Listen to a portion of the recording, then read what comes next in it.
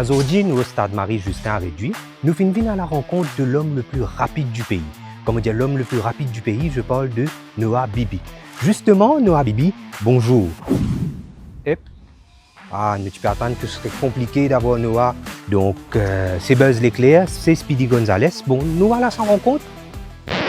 Et il finit arrive là-bas tout. Dégagez Noah Getty là-bas pour nous pas répéter encore. Nous ne réusssissons mettre la mélo Noah Bibi qui va très vite, qui est l'homme le plus rapide du pays. Donc Noah, bonne année. Bonne année là aussi. Et Noah, je suis content de connaître comment on peut préparer la saison 2026. On a les championnats d'Afrique au Ghana, on a les Jeux du Commonwealth à Glasgow, en Écosse, au mois de juillet. Maintenant, explique-moi un peu comment on prépare son préparation pour sa compétition. Mon préparation est plutôt correcte. Je vais dire, je passe bien. Mon coach peut m'enseigner au moins la saison 1. Et moi, si je peux préparer, comment dire, les championnats d'Afrique avec les Jeux du Commonwealth, c'est ça des gros compétitions qui sont mon principal objectif sur la saison 1. Oui. Bien sûr, il y a une compétition en déo qui peut être, mais mon main objectif, c'est ça des compétitions et la préparation est plutôt basée par rapport à ça.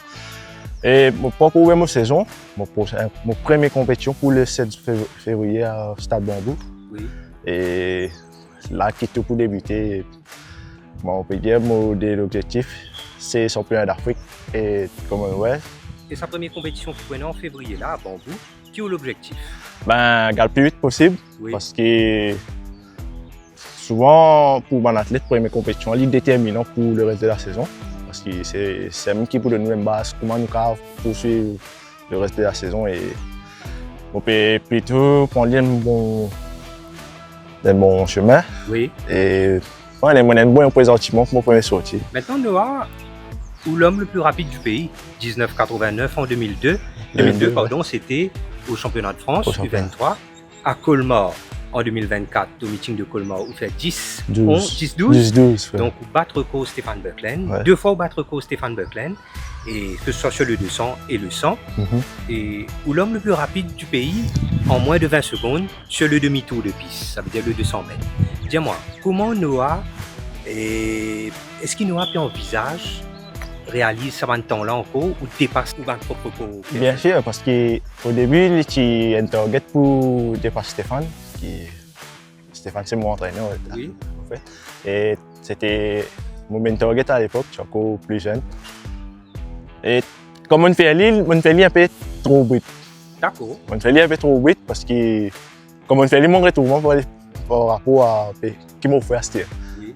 Et du coup, j'ai une blessure après qui panne à PS là. Oui.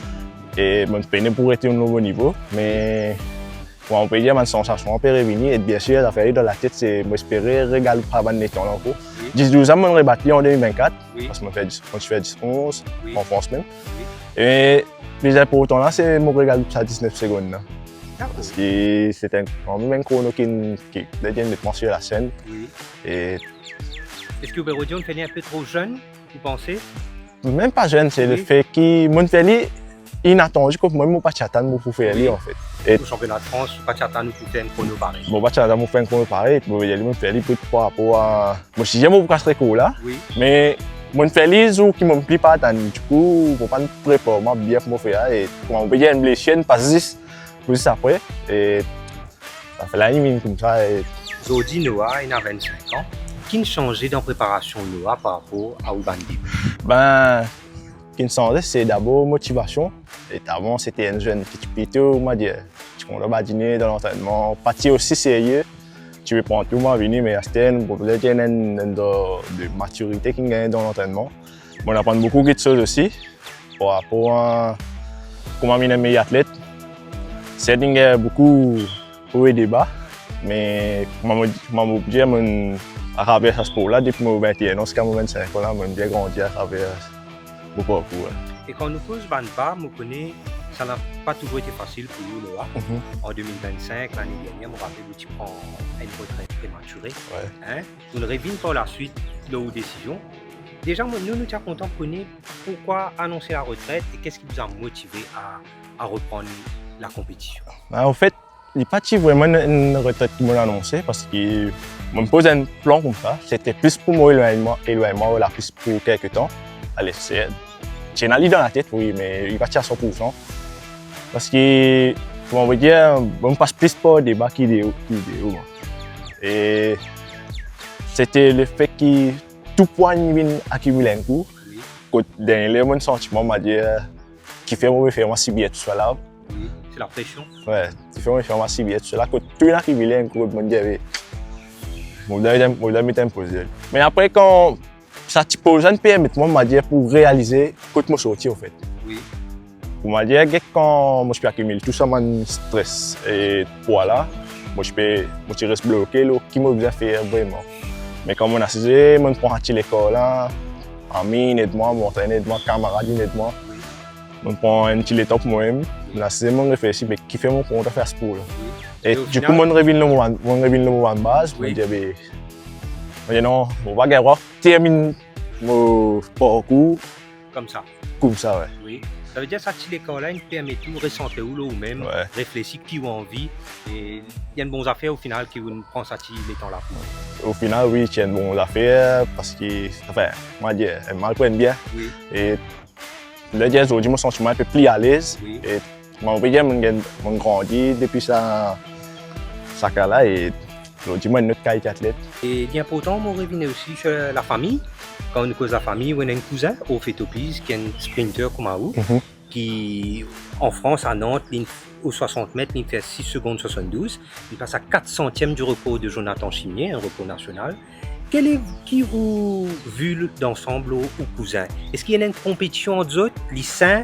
Est-ce ou bien c'est deux familles, chacun qui est entraîné dans son côté? Explique-moi.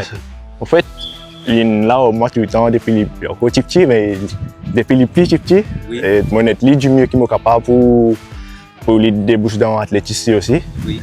C'est ce plus grand rêve, c'était battre moi. Oui. Il fait en petit, mais lui, sur la tête, il connaît.